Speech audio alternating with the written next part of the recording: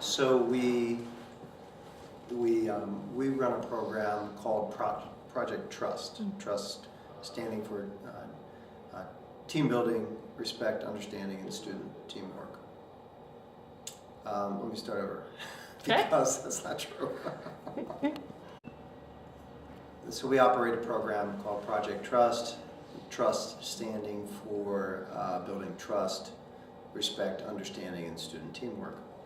And what we do is take what you might call opinion leaders of different clique groups in middle school settings and invite students to a retreat, 2.5-day retreat, where they are placed in family groups with students with whom they would typically never affiliate.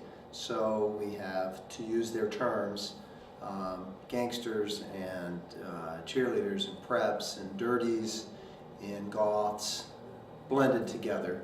And then they're assigned counselors, high school students, college students, and community people who shepherd them through this 2.5-day experience where they have to work together and problem solve and accomplish tasks.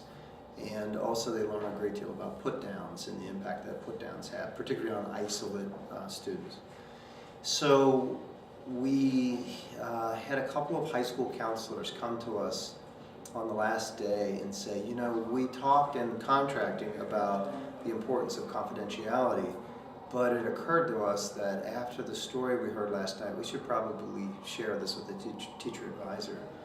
And the story was that a young girl in their group had shared with others for the first time in her life that she had been raped repeatedly by a stepfather. And she shared that she had shared with her mother, but she had never shared it with anyone else. So we found it intriguing on a number of levels, and there's more to the story, but we found it intriguing that the first group of people she decided to share this incredibly traumatic personal experience with was a group of people who were selected based on the fact that they were so different from one another and from her. So we felt good that we really did create this sense of trust where that could be shared. And the two young men who came to us, that story was interesting too, because we had inadvertently allowed the adult counselor in that group to go off and do something they needed to do. So it turned out that there was no one over 18 in that group.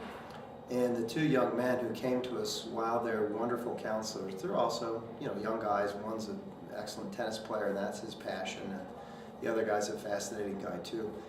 But one of them shared with the teacher advisor, you know, by the way, that was a brilliant move to put the two of us together in this group because we never liked each other, and now we work together and we're really getting along great.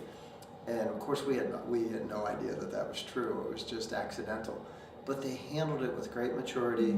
Apparently there were a lot of tears with the whole group and group hugs, and the two counselors learned to get along. And the young woman, we were able to check into it and make sure the young woman got help. And it turned out that it had run its course through the legal system. We didn't realize that.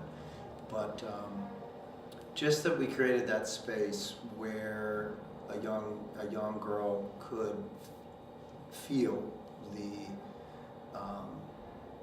the trust from the group to be able to share that and to unload it. Yes. It's very powerful. Yes. Yeah, thank you.